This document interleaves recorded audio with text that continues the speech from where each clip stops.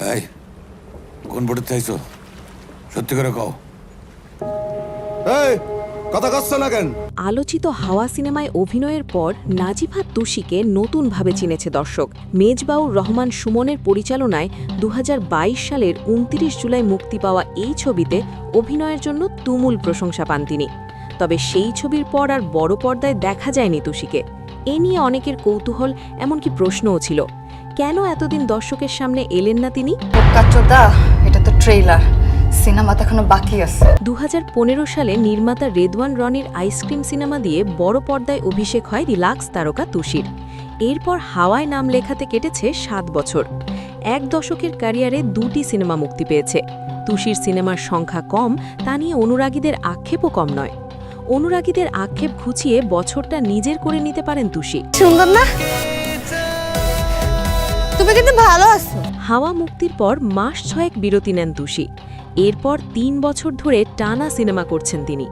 এর মধ্যে আব্দুল্লাহ মুহাম্মদ সাদের একটি সিনেমা, মেজবাউর রহমান সুমনের রইদ, রায়হান রাফির আধার সিনেমার শুটিং শেষ করেছেন।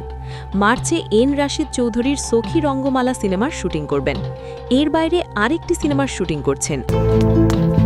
আমি মৃত্যুক মানে? মুখ সামলায় কথা বলো। এর মধ্যে রইদ রটারড্যাম উৎসবের মূল প্রতিযোগিতা বিভাগ টাইগার কম্পিটিশনে নির্বাচিত হয়েছে।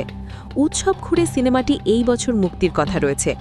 এর বাইরে আধার, সখী রঙ্গমালা সহ তুষির একাধিক সিনেমা এবছর মুক্তি পাবে। তাহলের মধ্যে কি করছো ভাই? সপ্তাহ দুয়েক আগে প্রকাশিত রইদের ট্রেলারে নজর কেড়েছেন তুষি। সিনেমায় তুষির চরিত্রের কোনো নাম নেই, তার পরিচয় তিনি সাদুর বউ। সাদুর স্ত্রী এবং তাদের বাড়ির পাশের একটি তালগাছকে কেন্দ্র করে সিনেমার গল্প আবর্তিত হয়েছে। হাজার বছরের পুরনো লোকজ আখ্যানকে বর্তমান সময়ের ভাষায় নতুন করে নির্মাণ করেছেন মেজবাউর রহমান সুমন। তোর নাম কি? সাদের বউ। ভৌতিক সিনেমা আধারে নাদিয়া নামে এক চরিত্রে দেখা যাবে তুষিকে। শুটিং শেষে বর্তমানে সিনেমাটির পোস্ট প্রোডাকশনের কাজ চলছে। সখী রঙ্গমালা সিনেমায় রঙ্গমালা চরিত্রে অভিনয় করছেন তিনি। গুলতি থেকে সাদুর বউ গ্ল্যামারহীন চরিত্রে অভিনয় করেছেন তুষি। অভিনেত্রীদের কেউ কেউ গ্ল্যামারহীন চরিত্রকে ঝুঁকিপূর্ণ বলে মনে করেন, তবে তুষির কাছে বিষয়টি কোনো ঝুঁকি না। এবছর তুষির একাধিক সিনেমা মুক্তির অপেক্ষায়। দর্শকের প্রতিক্রিয়া কেমন আসে সেটাই এখন দেখার বিষয়।